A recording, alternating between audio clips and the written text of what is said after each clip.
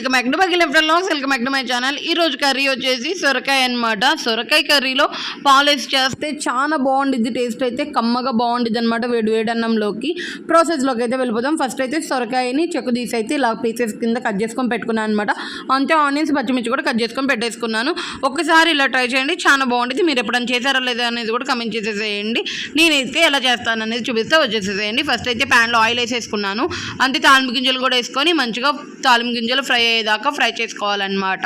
Fry చేసుకున్నాక onions పచ్చిమిర్చి cut చేసుకొని పెట్టుకున్నాం కదండి, అవి కూడా వేసేసుకోవాలి. తాలింపు గింజలు అయితే ఫ్రై అయ్యాక వేసుకొని మంచిగా ఫ్రై అయ్యాక కరివేపాకు కూడా వేసేసుకుందాం అనమాట. కొంచెం ఆనియన్స్ గోల్డెన్ బ్రౌన్ కలర్లోకి అయితే రావాలి. కొంచెం ఆయిల్లో ఫ్రై అయ్యాక కరివేపాకు అయితే వేసేసుకుందాం. కరివేపాకు కూడా వేసుకొని మంచిగా ఫ్రై చేసుకున్నాక పసుపు కూడా ఒక స్పూన్ వేసేసుకొని మంచిగా ఆయిల్లో ఫ్రై అయ్యేలాగా ఫ్రై చేసేసుకోవాలి.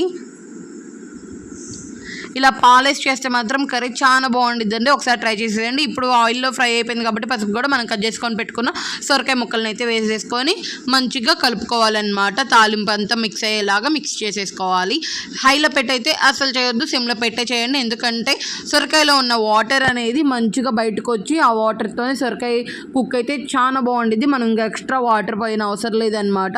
అదే హైలో పెడితే వాటర్ అనేది తొందరగా ఎవాపరేట్ అయిపోయి సొరకాయ అనేది అంత తొందరగా ఉడకదు కదా, అందుకనేసి కొంచెం సిమ్లో పెట్టి టైం తీసుకొని అయితే చేయండి.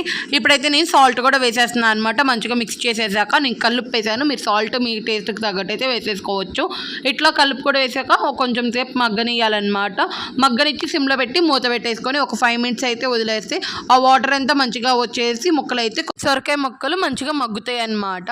అప్పుడు మంచిగా ఉడికిపోతే ఇంకా ఎక్స్ట్రా మనం వాటర్ అయినా అవసరం లేదు. ఎక్స్ట్రా వాటర్ వేస్తే అంత టేస్ట్ ఉండదు అనమాట. ఆ వాటర్తోనే ఉడికితే ఆ ఫ్లేవర్ అయినా అదైనా మంచిగా ఉంటుంది. చూసారు కదా, ఇట్లా 5 minutes తర్వాత నాకు మంచిగా మగ్గింది అనమాట. ఇప్పుడైతే కారం వేసేసుకొని ఇంకొక 5 నిమిషాలు కారం అయితే ఆయిల్లో పచ్చివాసన పోయేదాకా అయితే ఫ్రై చేసేసుకుంటున్నాను.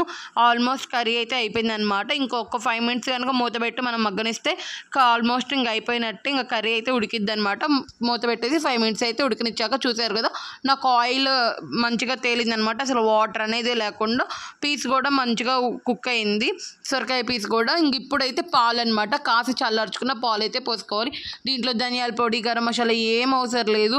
ఉట్టి ఉప్పు కారం వేసేసుకొని ఇట్లా ఉడికాక మంచిగా కాసి చల్లార్చుకున్న పాలు అయితే తగినన్ని పోసుకోవాలన్నమాట. నాకైతే ఒక గ్లాస్ దాకా అయితే పట్టాయి. నేను కర్రీ అయితే ఫస్ట్ చూసుకుంటున్నాను పాలు సరిపోతాయా లేదా అని.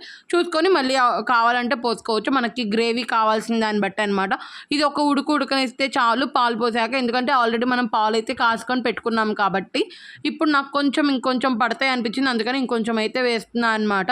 మీరు చూసుకొని మీరు వేసుకోండి. గ్లాస్ పట్టచ్చు లేదా కొంచెం తక్కువ పట్టచ్చు, మీరు కర్రీ క్వాంటిటీ తీసుకునే దాన్ని బట్టి అనమాట. నాకైతే ఒక చిన్న గ్లాస్ అయితే పట్టింది. ఇట్లా మంచిగా పాలు పోసేసుకొని సిమ్లో పెట్టుకొని ఒక ఉడికినిస్తే మాత్రం ఇట్లాగా పైకి బబుల్స్గా వస్తున్నప్పుడు ఇంకా దించేసుకోవడమే అనమాట. టేస్ట్ అయితే నిజంగా చెప్తున్నా చాలా బాగుంటుంది. వేడన్నంలోకి కమ్మగా చాలా బాగుంటుంది అనమాట. ఒకసారి ట్రై చేసేసేయండి. నచ్చితే ఒక లైక్ చేయండి, ఇంతే సపోర్ట్ చేయండి, సబ్స్క్రైబ్ చేసుకోండి. అసలు మర్చిపోతే